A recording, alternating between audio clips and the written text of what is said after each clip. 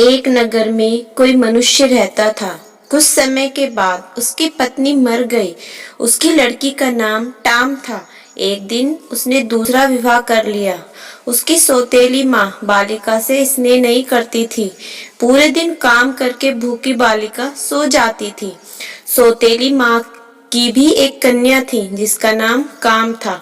कुछ दिनों के बाद उसके पिता की मृत्यु हो गई। अब तो टाम नामक कन्या की दुर्दशा होने लगी। यद्यपि पिता का एक विशाल भवन था, किंतु बालिका एक छोटे से कमरे में रहती थी। अन्य कक्षों में वह प्रवेश भी नहीं कर सकती थी। घर का सारा काम भी वही करती थी। सारा काम करने से वह कमजोर हो गई थी, परंतु किसी को कुछ भी नहीं कहती थी। एक दिन सौतेली माँ ने उसे लकड़ी लेने वन में भेजा।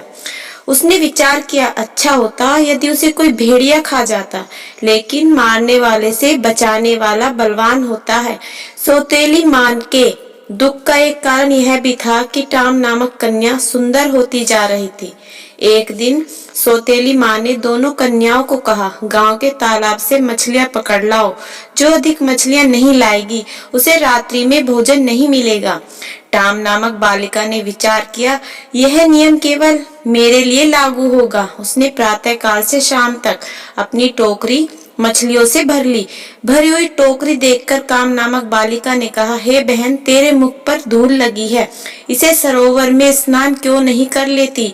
जब टाम स्नान करने गई तब काम उसकी मछलियों से भरी टोकरी लेकर घर की ओर चल पड़ी। टाम विलाप करने लगी। कुछ समय बाद सरोवर से एक जलपरी निकली। उसने विलाप का कारण पूछा। बालिका ने सारा वृत्तांत कह सुनाया। जलपरी ने कहा, हे पुत्री, शोक मत कर। तेरी टोकरी में मैंने सुनहरी मछली डाल दी है, तो उसे अपने घर के पास वाले कुएं में डाल दे। वह तुम्हारी मन की इच्छा पूर्ण करेगी। उसने वैसा ही किया। वह मछली प्रतिदिन उसके साथ बातें करती थी। सौतेली माँ को शंका हुई। उसने टाम नामक बालिका को एक दिन बाहर भेज दिया।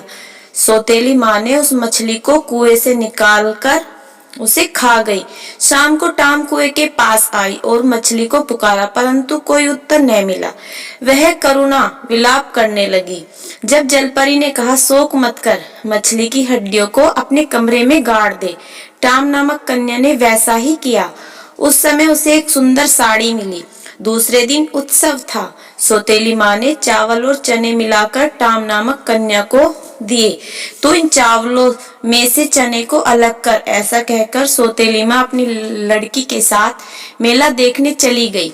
आंसू बहती हुई कन्या ने विचार किया, मैं साड़ी पहनकर मेले में कैसे जाऊंगी। उसी समय हजारों चिड़ियाएं वहां आई। क्षण भर में ही चावलों में से चने को अलग कर दिया। वह शीघ्र ही साड़ी और जूते पहनकर राजकुमारी की तरह मेले में पहुंची। उसे देखकर काम नामक बालिका ने माँ के कान में कहा, यह बालिका जो राजकुमारी जग रही है, क्या यही टाम है। सौतेली माँ को देखकर टाम नामक बालिका भय के कारण भागने लगी। उसका एक जूता वहीं पर गिर पड़ा। एक राजपुत्र उस जूते को देखकर मोहित हो गया तथा उसने सैनिकों को आदेश दिया, कुमारी को राजभवन में लाओ। सैनिक ढूंढकर उसे वहां ले आए। सुंदरी बालिका को देखकर राजपुत्र ने उसे महारानी बना दिया। यह देखकर सौतेली माँ को बहुत दुख हुआ। एक दिन पिता के श्राद्ध में टाम अपने पिता के घर आई। ऊपर से प्रसन्न सौतेली माँ ने कहा, पेड़ से नारियल के फल तोड़कर याचकों को बांटो। जब वह वृक्ष पर चढ़ी तो सौतेली माँ ने वृक्ष को कटवा दिया। वह स्वयं रोती हुई राजा को कहने लगी, हाय मेरी पुत्री नारियल के वृक्ष से गिरकर मर गई है।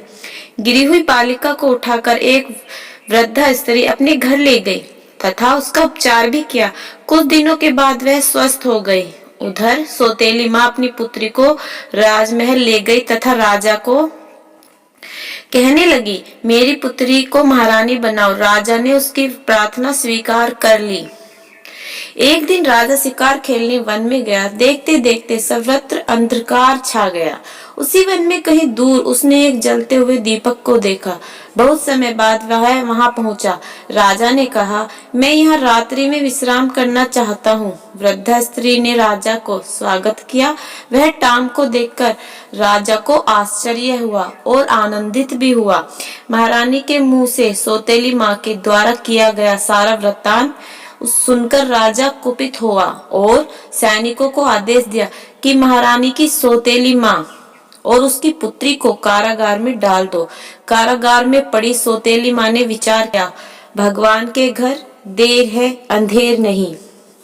अगर यह कहानी आपको पसंद आई हो तो प्लीज लाइक और सब्सक्राइब करना ना भूलें।